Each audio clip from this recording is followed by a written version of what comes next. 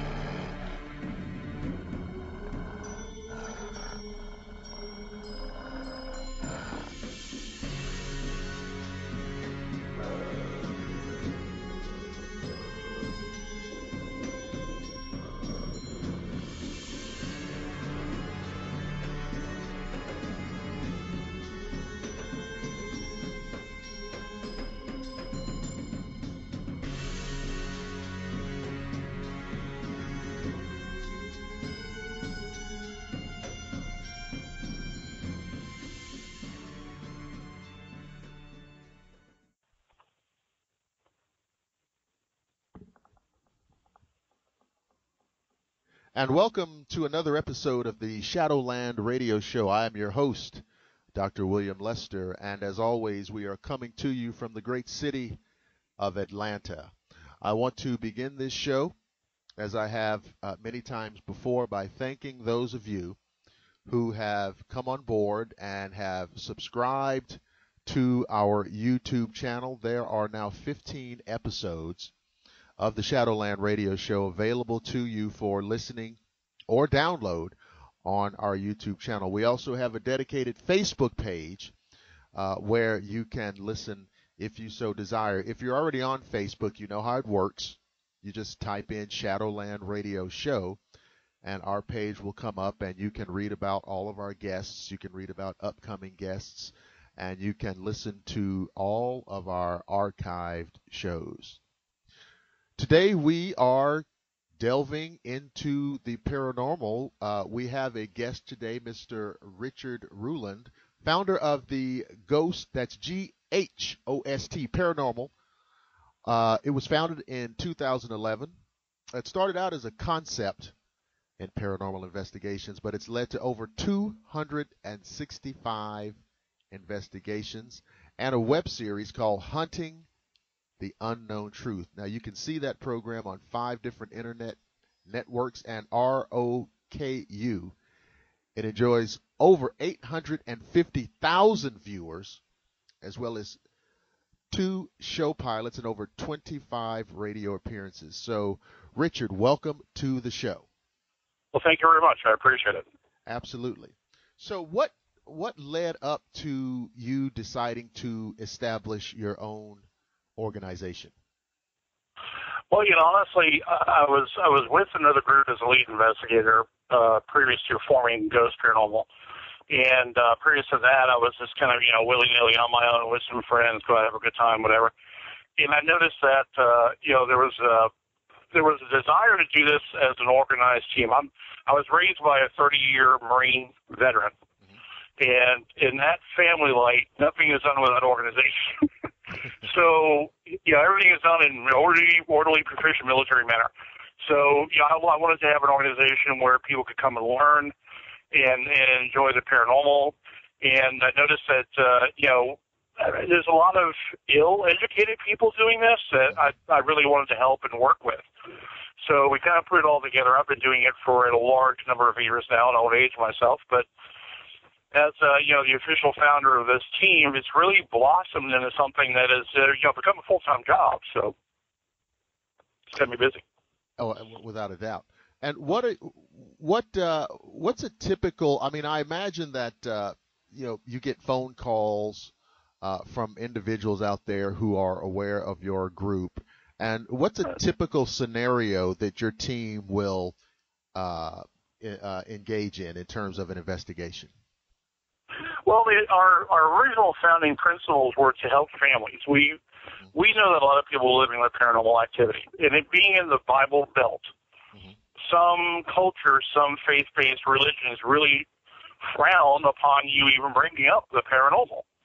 But if you're living with it, it's not easy to deal with. So we've opened up our doors back years ago to families that needed help. Hey, look, I've got paranormal activity here. I need to know what's going on. So we would come in and formulate an idea with a plan of investigating to find out what's going on, let them know, this is the evidence we captured. In the questioning part of the investigation, these are the answers we caught on these questions. But we really just kind of, in the last 3 years, have really come around full circle. We actually operate with several full-time mediums that allow us to actually incorporate our investigation and what we want to do with the dead that are there. So we're actually able to cleanse the homes now professionally and actually help them move on if we're able to. But in any way, our extreme desire is to eradicate the paranormal activity that's going on in people's homes. That's the reason why we were founded to begin with. And have you found, and I never know, what the real answer here is, because, my question was going to be, have you noticed an increase in paranormal activity, a decrease in paranormal activity, or is this just a thing of more people know about it, more people are talking about it, so it's kind of over-reported? I think you're more on the latter with that answer. I think that, the TV shows, even including ours, frankly, with the viewership we reach, what that's done is that's more educated the public on what's available in paranormal activity, what's happening in other people's homes and lives, and these are the signs that, that people are looking for. Knocks on the wall, scratches, things moving, they're becoming more and more aware. So I think it's, the double-edged sword of paranormal entertainment television, and the fact that people are a little more aware now. They're a little better educated than they were 10 years ago. So, and it's a little more widely accepted, right? I believe. It's one of those kind of things where I think that people can accept it better, see the signs a little more obviously based on the education they've gotten from television, et cetera.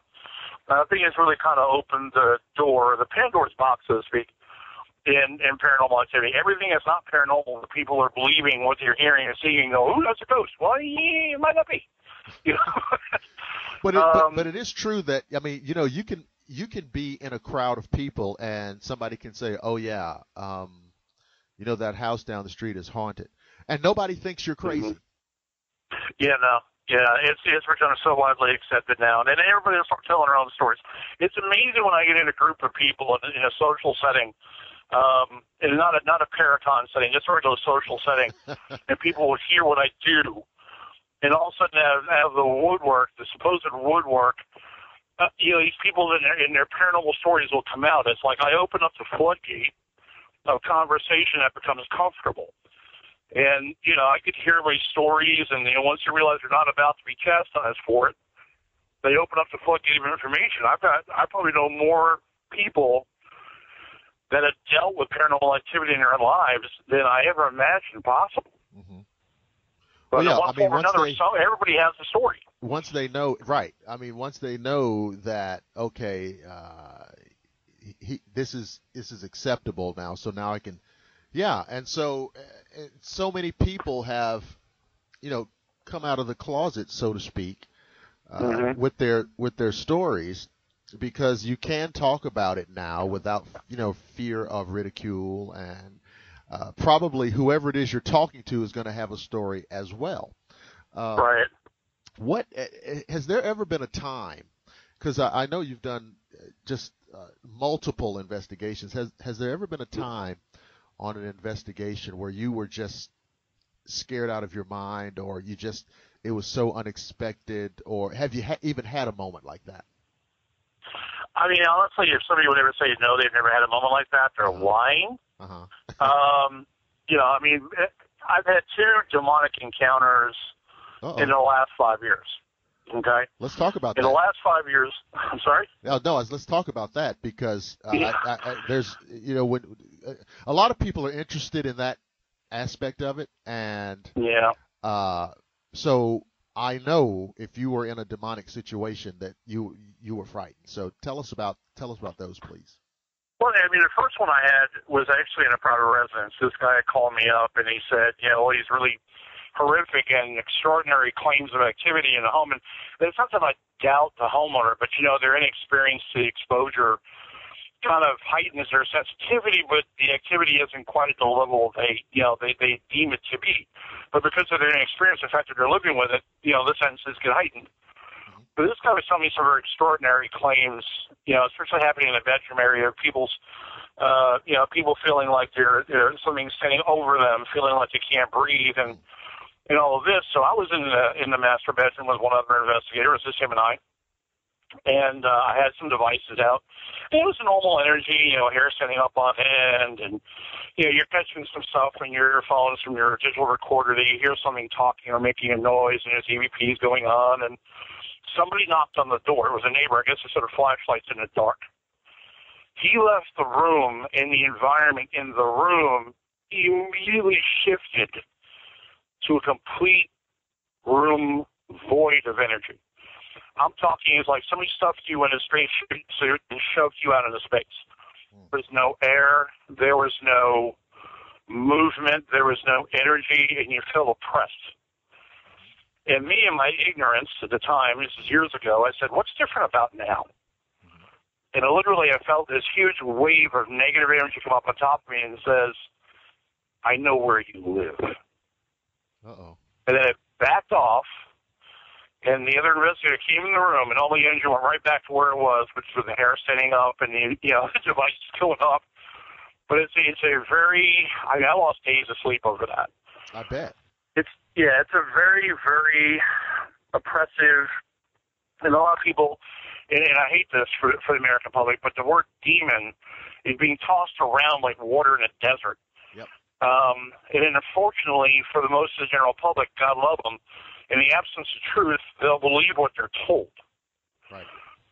So when you got people on TV going, it's demonic, man, it's demonic, man, and it's really not, you're taking a lot of people's minds and you're pushing it in the wrong direction. There are dark entities out there. If you look at real study of this, there are objects called wraiths. Yes. Wraiths are what the Bible used to term as familiars. Mm-hmm.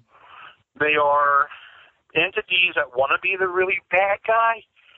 They want to be the demon, but they're not. Mm-hmm. But over time, they gain more power, and their abilities to do different things become more apparent with their age and their power ability. And they do get to a point where, at level 7, 8, 9, 10, or 10, they start altering the mind. They start becoming more cerebral assassins than they do the poke out of a corner or scratch your arm or, people hear everything like that now and they hear the word demon and they think everything's demonic. I'm like, oh my gosh. The education of the public, what I call a dumbing down of the public in the paranormal entertainment world, is scaring me personally. I would tend to agree. What is your theory on the origin of these wraith creatures? Talking with mediums, I've talked with about 5 that are friends of mine. Some that have been doing this for 30, 40 years, and I find them a real huge fountain of information. And even my own study matched up with theirs very well. And in the end of the process, they were one time believed to be human spirits. But something happened along the way to morph them into negative energy. Either it was the energy they left here with. Something happened to them. They're not inhuman. They're kind of in between. They're between, an earthbound dead person spirit and a demon. They're right in there in between. They can be considered non-human. Elementals are completely different than this. Elementals are, different beings completely than what I'm talking about. What I'm talking about is the ones that come along and they scratch your arm, try to scare you, hold you down, try to scare you. Because what they do is they live off that thermal heat. And when you get scared, your blood pressure goes up, your heart rate races, and you give out a ton of thermal heat, which is what they're living off of. So, my educated belief is really at one time they were human souls, they were human spirits. It's interesting because that matches up almost identically with what I have been told by sensitives and mediums. So it's very interesting to kind of corroborate that these beings at their source were humans, and they have, for these different reasons, they have almost morphed into some other kind of well, there's no question that they're negative, right? But they are not. I guess what differentiates them from a demon is that a demon was never human. Right, a demon was never human, and a demon is absolutely different in its energy pattern. It's absolutely different. You know, when people say to me, well, you know, hey, Rich, look, I've been scratched. My wife's been scratched. You know, we can't walk into a room without feeling something's watching me. Fantastic. I'm glad for you because that's not demonic. When you literally are in the presence of a demonic being, the energy is absolutely void. There is no energy. They absorb everything around them. So when people call and say, look, you know, my hair's sitting up on its end, I'm getting scratched, stuff's moving across the room a little bit here, this, you know, my dish over here moves. Yeah. I'm actually happy to hear that because demons don't have the time nor they have the desire, unless you poke at them like an idiot with a stick during an investigation. They don't have the time or desire to play with you. They'd rather alter your mind, alter your thinking process, turn you negative in their favor so you can feed them so they can absorb more of your energy. That's really what you're here for. They really don't care about popping up in a corner and going boo. It's interesting because they use all the energy, they take all the energy. It's interesting because here's what that suggests. It suggests that there is a real I don't want to use the word scientific, but I don't know how else to put it. There is a real process. There's a real process of physics at work here.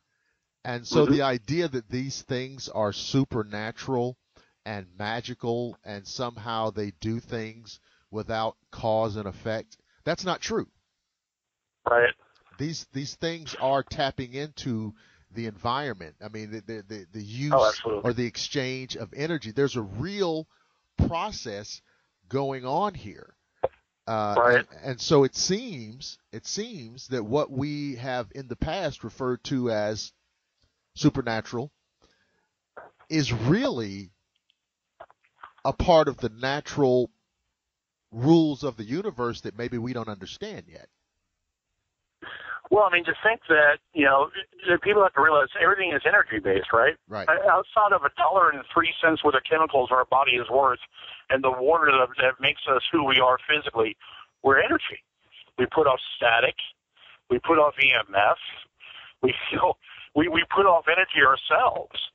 So to go from, you know, a physical body that when you pass that absorbs that energy, now you don't have anything absorbing that energy. Why do people think that their meters go off, their devices go off? Because they're pure energy beings.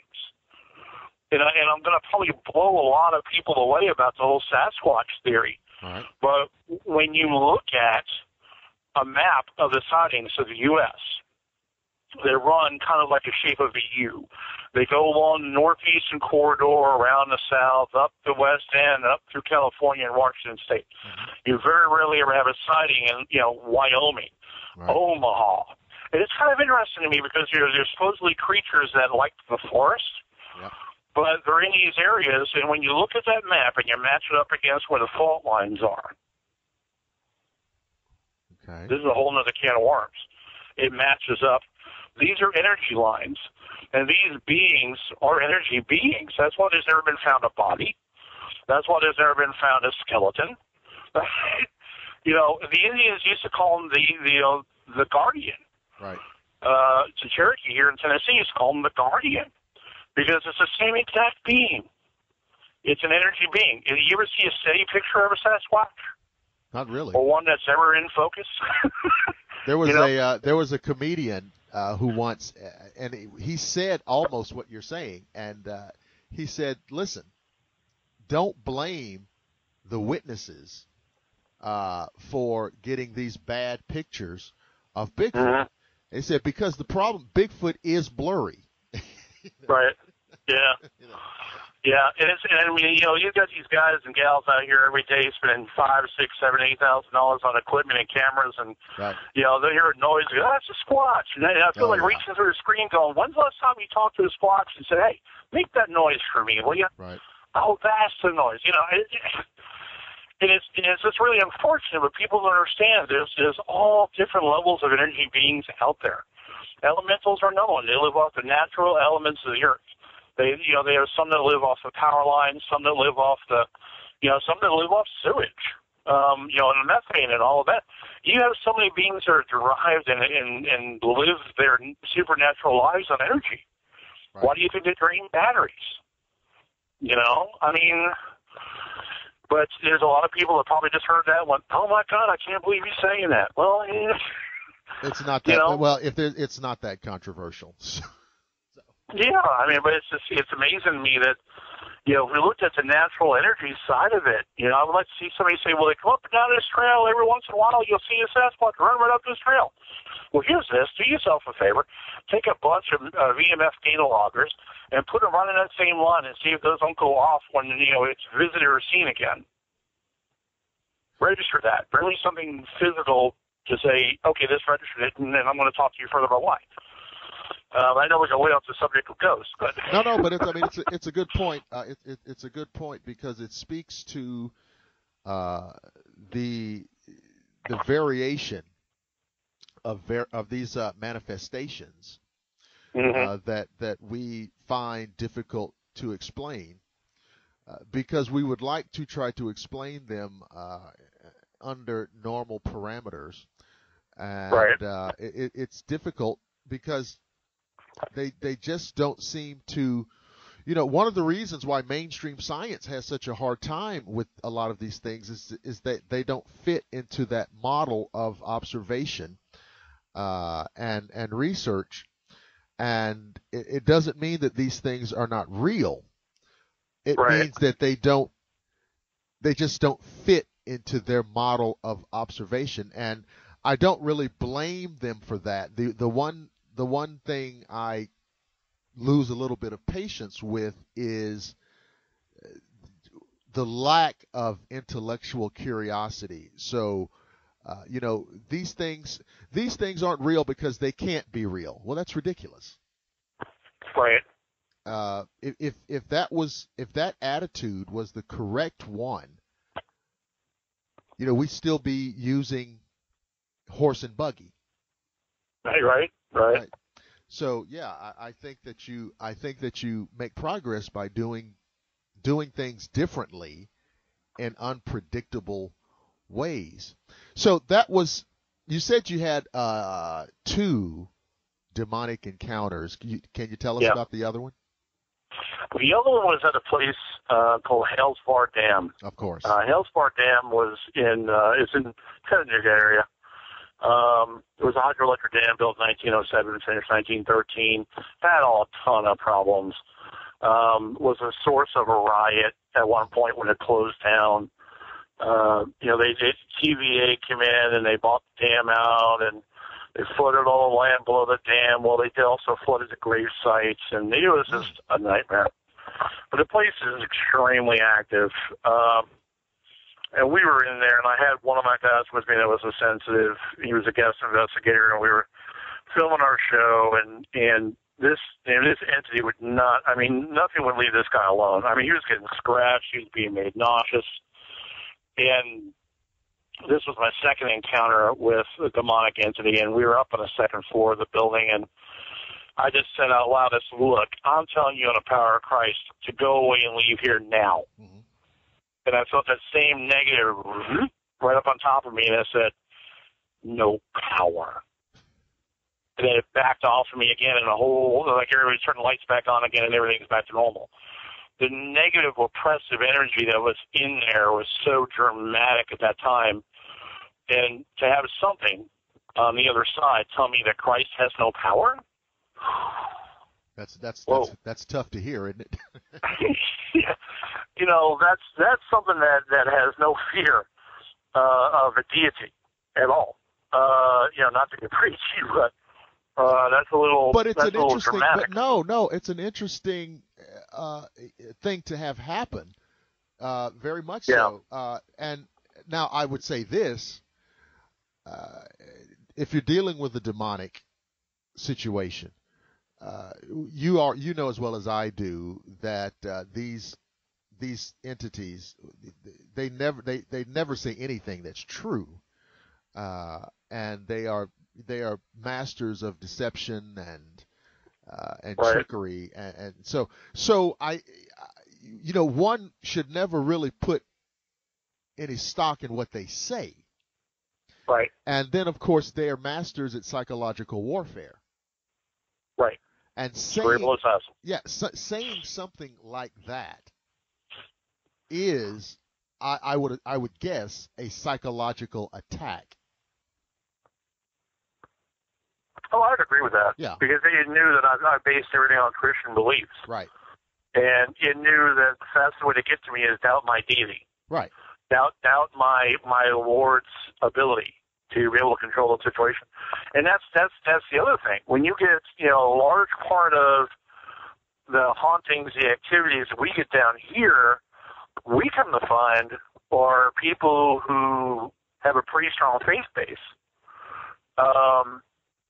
It's interesting to me that when I go into these homes, you got crosses over here, Bible on the counter, blah, blah, blah. And, they're all trying to live the Christian life. Yeah.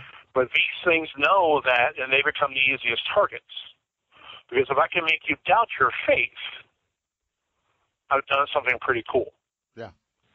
So that's what they're doing, and to teach a client how to deal with paranormal activity when they say, listen, I don't need you to cleanse it. You tell me my grandmother's here. Because we've had that. We've had relatives, in the home, and you don't want to cast out a relative out of the house. I mean, that's kind of rude. Right. So what do you want to do? Well, I can teach you how to live with it, and teach you how to do monologue, not dialogue. Teach you how to command, the energy away and stuff like that. And we'll get rid of what's here that's negative that isn't a family member. Because family members, for listeners, family members are very, very, very tough to get rid of. And I think it's because of the whether they're alive or not, they're tough to get rid of. Whether you're going to relative here and stay for a week and it's turning out to be 3 months.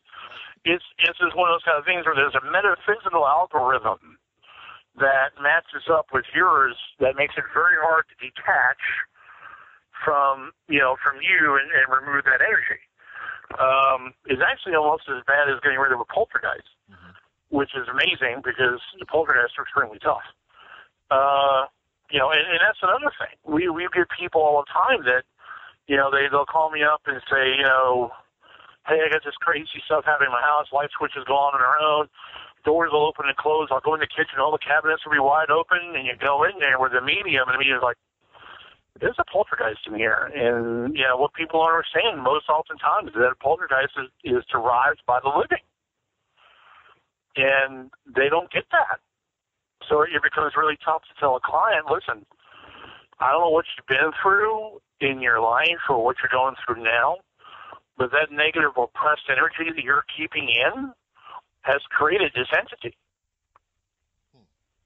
And it becomes very, very tough to deal with because they really kind of have to change the essence of who they are to be able to get rid of the activity.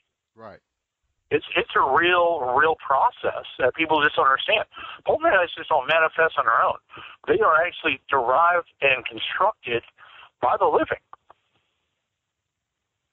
So, it's very tough to get rid of. What have you found in terms of, because here's why I'm asking, because there's all kinds of things on the internet.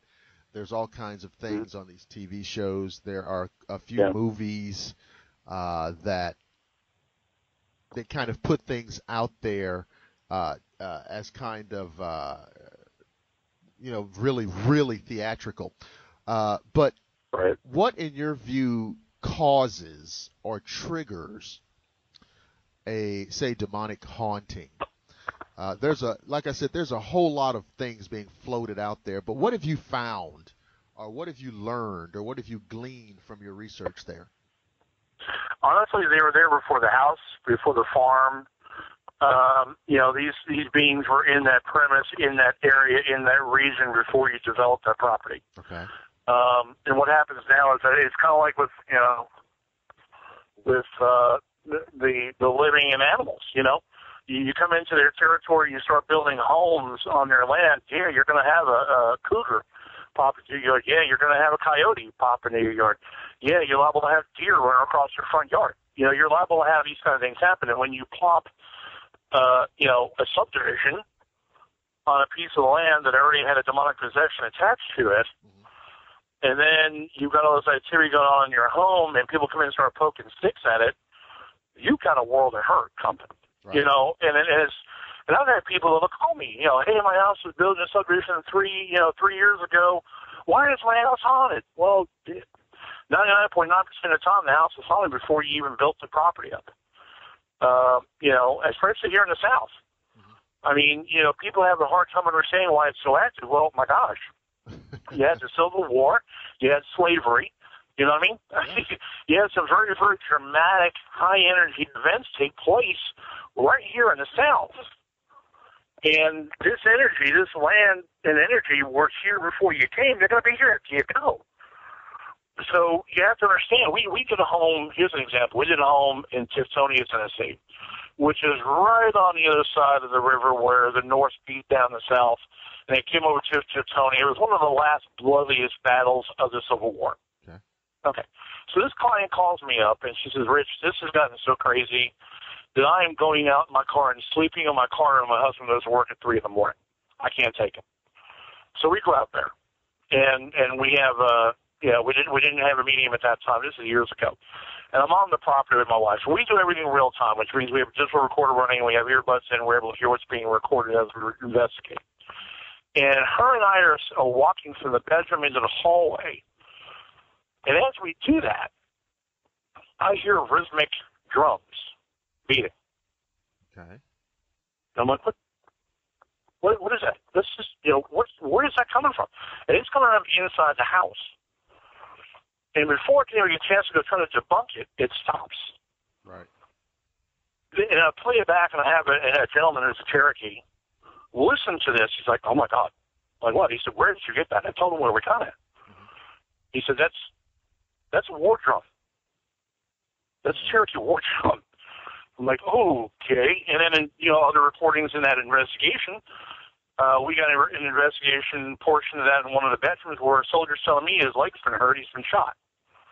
So you have all these things going on around you. Then also, too, I've come to find in my research and my investigation time that subdivisions are being built in Indian burial grounds. Uh-oh. I'm like, oh, my God, people.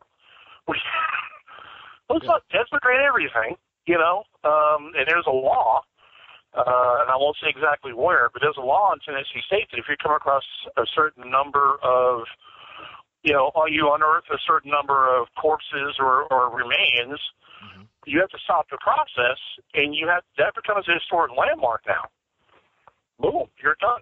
So conveniently, this one apartment community I did a case at an apartment community, which is rare.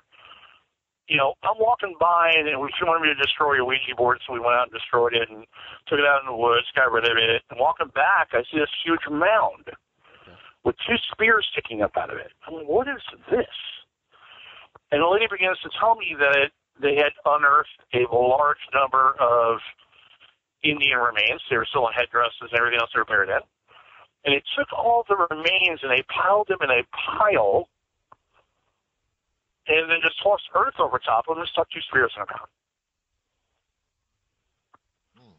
I'm like, there's no way in the world you people are ever going to live in peace here. There's no way you're ever going to live in peace here. No. And we were taking pictures around the mound in orbs the size of basketballs. Now, I'm not a big orb guy, but orbs the size of basketballs with their own light were seen with and without the camera. I'm like, I would recommend you move. And she had just moved in 3 months prior, so I would recommend you find somebody to get out of this, because this is going to be bad. this is going to be bad. But it's just, And, like we you go said, way off the topic. But. well, no. But, well, I was about to say, because, like you said, down here in this part of the country, Native Americans were, pretty widely distributed, and, Cherokee, different one, Choctaw, Seminole, what have you. And there are probably still unknown numbers of burial grounds out there that we don't know about. Oh, yeah. And it may be built on top of and just kind of perpetuating the problem. Oh, yeah. Yeah. I mean, when I look again at the thing with Hellsport Dam, I mean, when the Treaty of the Sycamore Shoals was signed between the white man and the Cherokee, Chief Dragging Canoe, one of the signers of the Declaration, said that if any white man builds on his property, there'll be bloodshed. Oh. That was his, I call it a curse. That was his lay down the law. And of course, 35 years later, they're building a dam. And they got all these failures. What's interesting about the Hellsport Dam incident is that there's actually a sister dam in Russia, built same time, same architect, has absolutely operated flawlessly now for nearly 90 years. Mm-hmm. But this one collapses, leaks, all kinds of issues. They eventually had to shut it down. It cost much money to keep it going. Wow. Is there something behind the curse? You have to look at that. There was actually 2 shootings in the building, reported shootings in the building during the riots. 2 people got killed by shootings. I know 1 person got killed by being stabbed. There's no telling back when, and from what I understand by a medium that we had operating with us that night, that there was also KKK activity on the premise. So, when you wrap all that around that negative energy all up and around an area like that, you can have a very, very active location that is just filled with everything.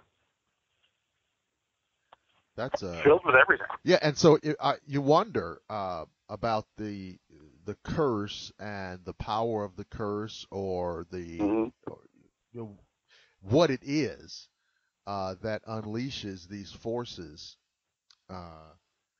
And there's no doubt if the Native American issued the curse, they certainly believed it. And you take all the subsequent events.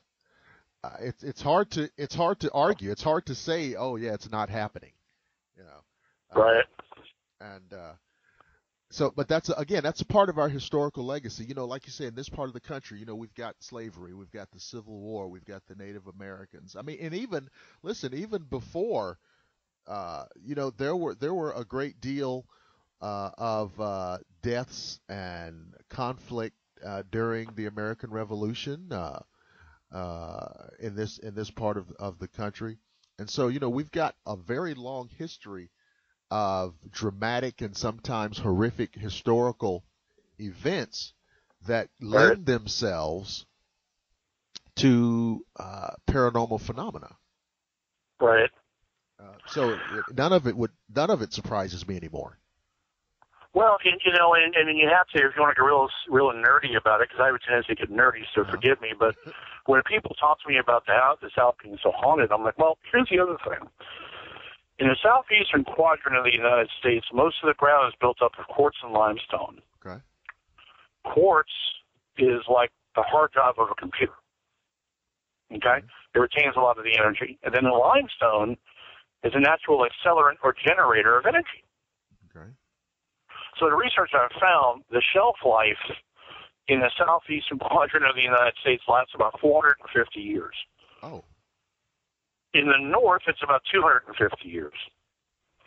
But what's really super interesting about a location, and I hate to bring it up again, but Hellsport Dam, it has its own natural super generator of EMF. It has 2 whirlpools built in naturally into the dam, natural whirlpools.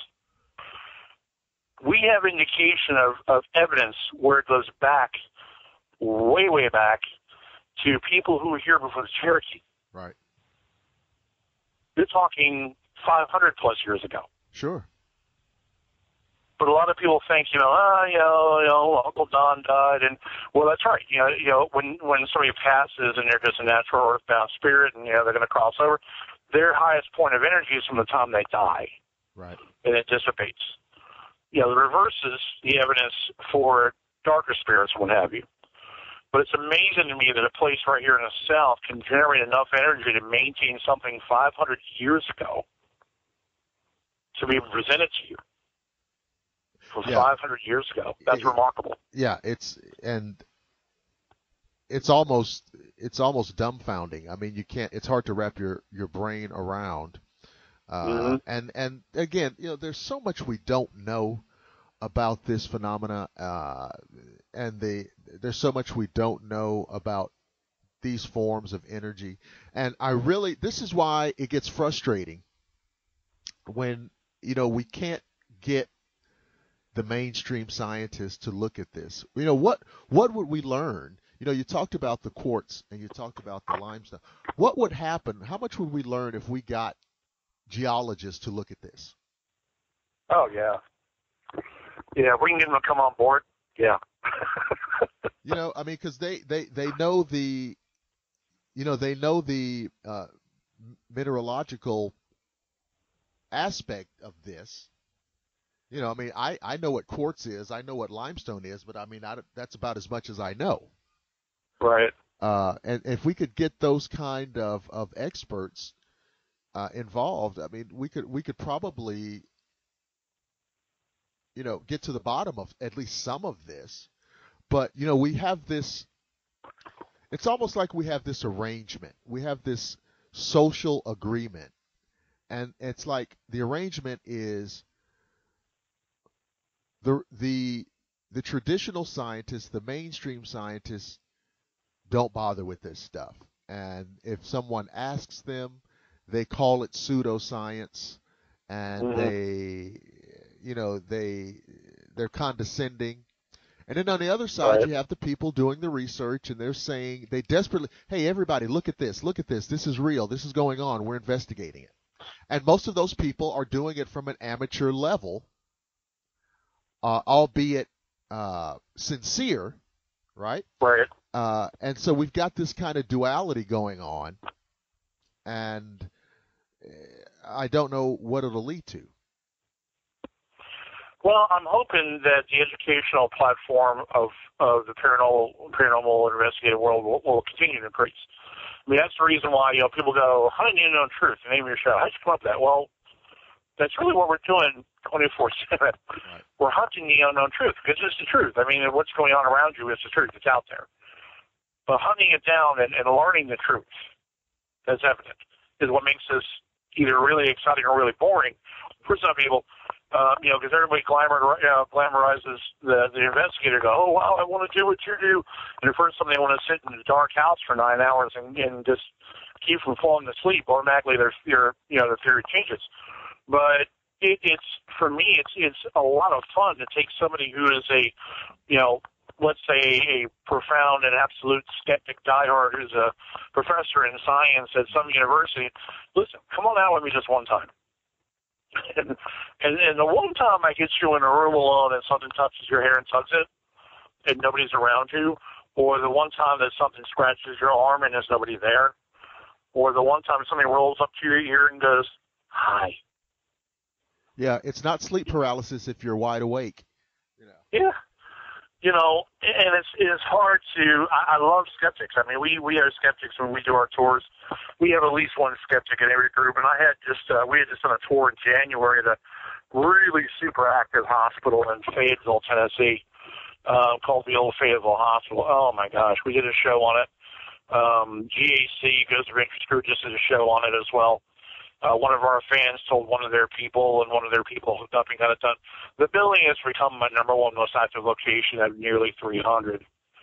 But it's just one of those kind of things where I had a skeptic on this tour, and he was diehard. He was with his wife. His wife was a believer.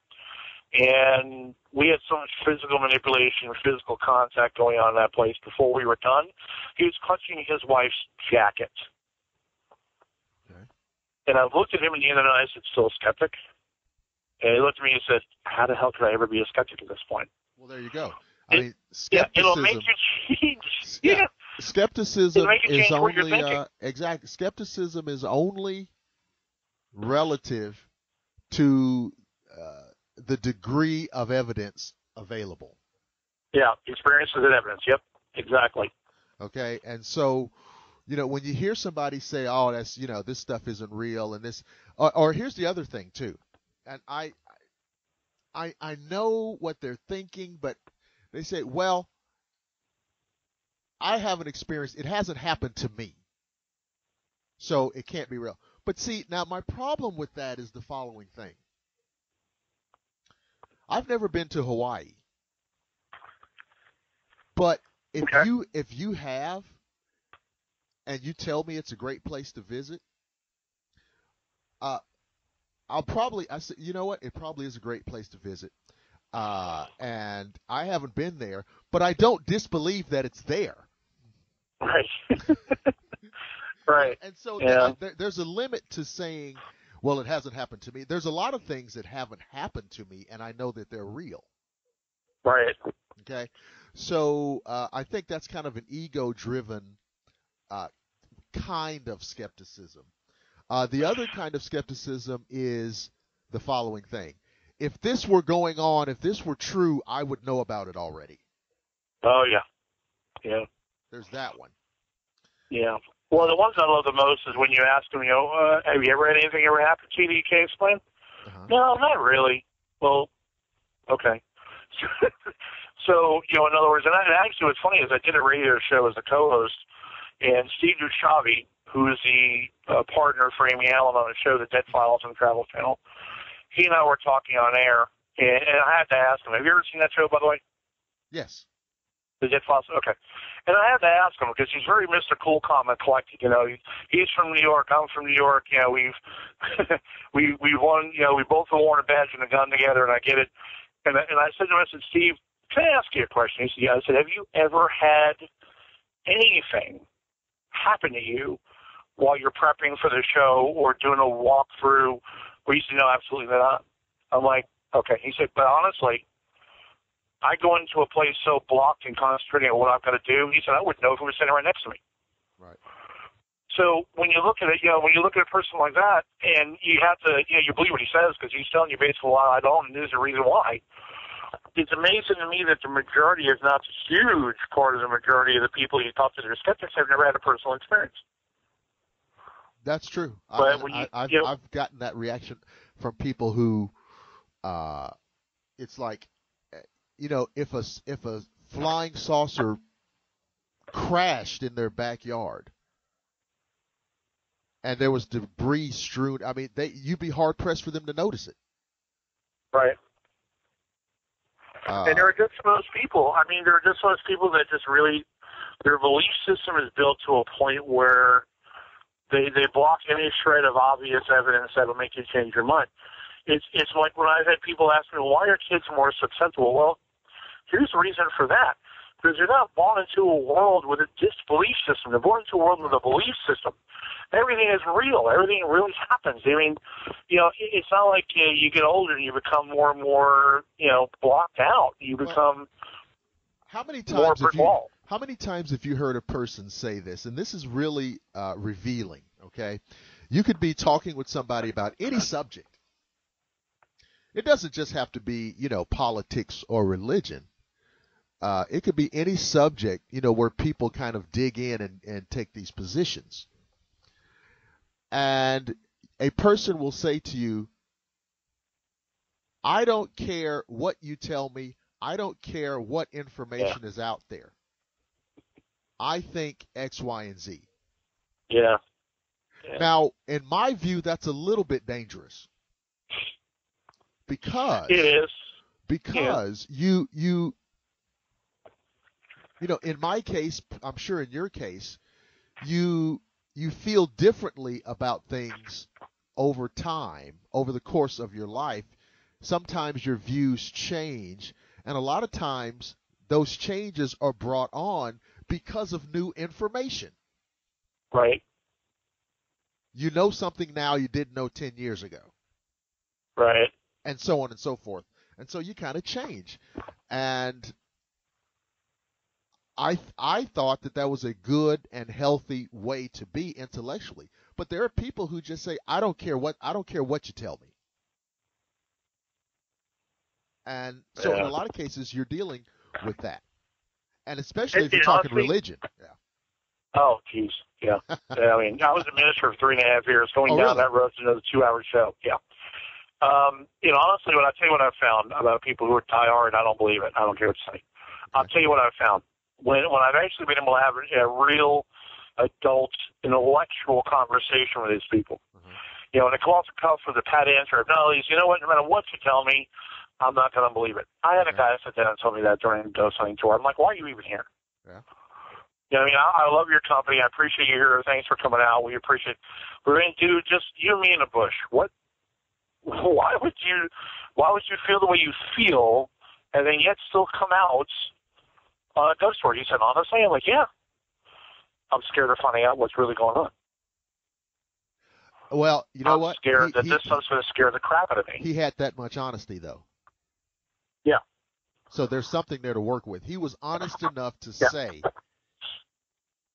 I don't want to know because it's going to mess up my worldview. Yeah. Fear is a real primal way to block anything. Well, why do you think that was his answer? Why do you think that,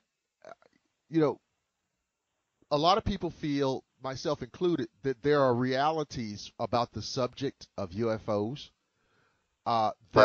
that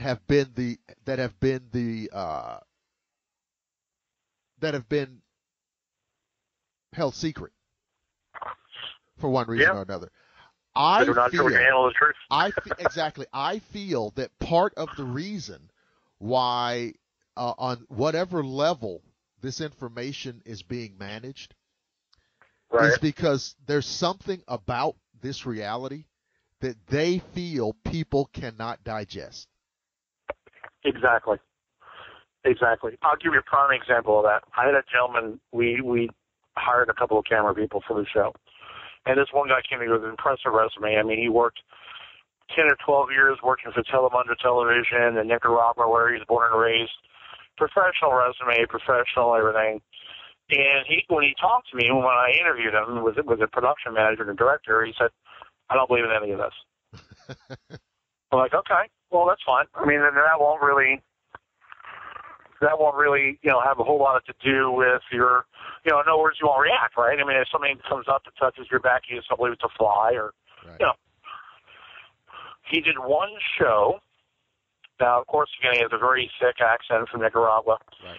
I sent him up to the third floor with his professional camera, which was not night or IR vision ready, but he could capture really good audio on it. So I sent him upstairs with one of the other camera people that had a IR camera to film the main event of the investigation upstairs. He came upstairs, according to my investigator, and the other camera operator, went upstairs, turned to the left where there was a mirror on the wall, saw a young girl sitting in the chair behind him in the chair, spins around as no young girl. Now, I was told at that point he was so shattered that he literally sat on a floor in Indian-style position and didn't move for 45 minutes. I bet. He then comes down. I'm downstairs in the dining room waiting for my time to be on camera and all this other stuff, and he goes downstairs to the dining room. Now, God love him. I mean, it sounds funny, but it's sad at the same time. But he goes downstairs, and he's looking really harried and really confused and, like, nervous as all get-go. And he looks at me and he goes, "It's okay if I go home?" I'm like, I guess, yeah, what's up? And he starts dismantling his camera equipment. And, another camera operator comes downstairs at the time. His name is Ben. And he got all his camera equipment all done. And he's trying to show me on the camera. He says, look, it's not in a camera. It's in the mirror. And he's just trying to explain to me that it doesn't show up in the camera, but there was a person in the mirror. I'm like, okay. And he looks at me dead in the eye and he goes, I go home now, okay? I don't come back. And I'm like, what the crap is going on? And actually what was great was that Ben, the other camera operator, was able to capture him and corner him real quick and set him down and start talking to him.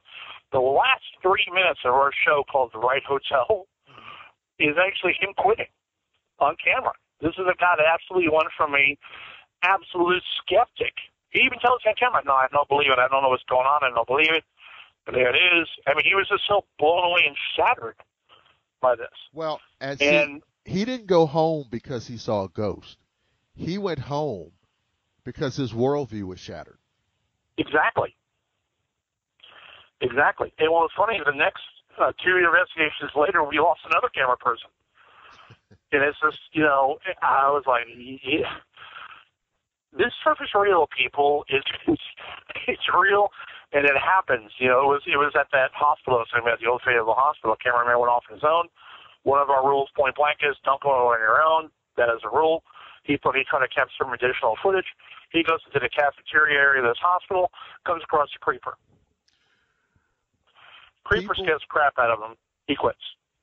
People are very, very quick to tell you what they believe and what they don't believe. Right. Reality, if you want to define reality, it's what's there after you stop believing in it. Right. Okay, that's what reality is. Reality is something that's there when you stop believing. Right. And so, I think those are very interesting and telling stories about people who made a proclamation about what they did not believe in, and then had to bid a rather hasty retreat. Exactly. Yeah. Wow. Now, tell me a little bit about, I'm very impressed with this 850,000 viewers. What's going on there?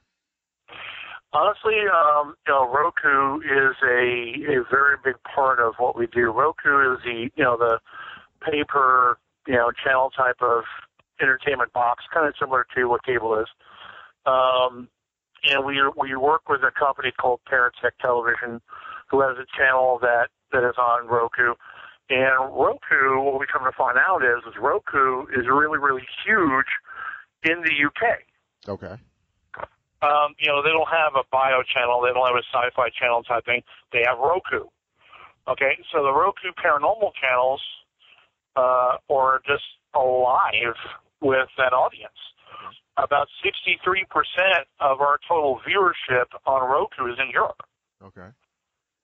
The majority, I would say a good 68 or 69% of our total viewership is Roku. Wow. So when we start getting emails inviting us out to Scotland to investigate, castles, I start digging into this deeper, going, what is this all about? And when I start digging into it with the person who manages our channel, they're like, dude, Europe loves you guys. You guys are all over Europe like crazy. And it's worldwide accepted there. Plus, again, this is their best media avenue for this kind of television programming. So, it started out with YouTube, then it went to a couple internet networks. We're on worldtv.com. We're on, several other ones now, too. We're on G.H.O.S.T television, Frequency Television, which is the campus television for Columbia University in Chicago. We actually have our own channel on that television program station. So it's for me, it's amazing how it kind of started out with 2 or 3 guys, and it kind of blossomed into this huge follow-through of we do things differently, so it's something to watch. Because we just don't walk into a place for 45 minutes with an IR screen and then leave. We deal with mediums. And I say that in jest because there'll never be another Ghost Adventure Crew television show. There never will be. Right. There'll never be another Ghost Hunters. There never will be. America doesn't want to see that anymore. They want to see something absolutely different. I know I don't want to see that.